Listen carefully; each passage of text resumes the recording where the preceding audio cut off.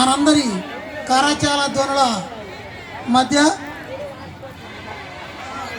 ఆ తదుపరి దయచేసి అందరం కలిసి చేతులు పట్టుకుని నిలబెట్టి ఒక ఫోటో తీసుకుందాం. ఐక్యత లేనిది ఏది సాధించలేం.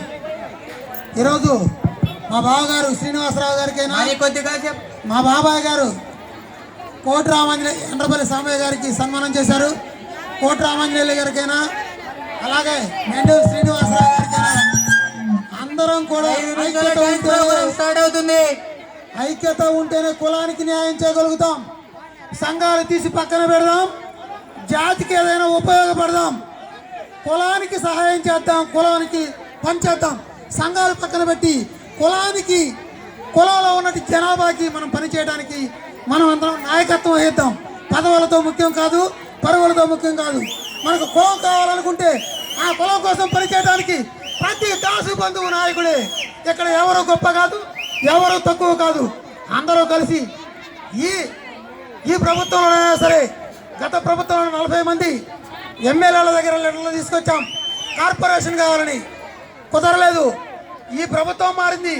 ఈ ప్రభుత్వంలో కూడా సమిష్టిగా పోటీ చేసి ఈ కులంలో ఉన్నటువంటి నిరుపేదరికాన్ని పారదోలటానికి ప్రతి ఒక్కరం కంకణం కట్టుకోవాలని చెప్పేసి అందరికీ శిరస్సు వంచి పాదాభివందనం చేస్తున్నాం.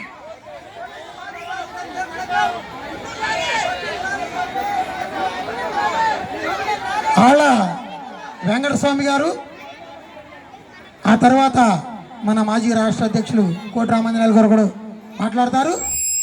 ఆళ్ళ వెంకటస్వామి గారు ఉపాధ్యాయులుగా ఉండి కూడా మాతో పాటు తిరుమలకు వచ్చి మైక్ సెట్లు, హరిదాసులకు అక్షయ పాత్రలు ఆ వయసులో మాతో తిరిగారు. ఉద్యోగరీత్యా ఉండి కూడా దయచేసి వారిని 2 మాటలు మాట్లాడాల్సిందిగా ప్రార్థన చేస్తున్నాం.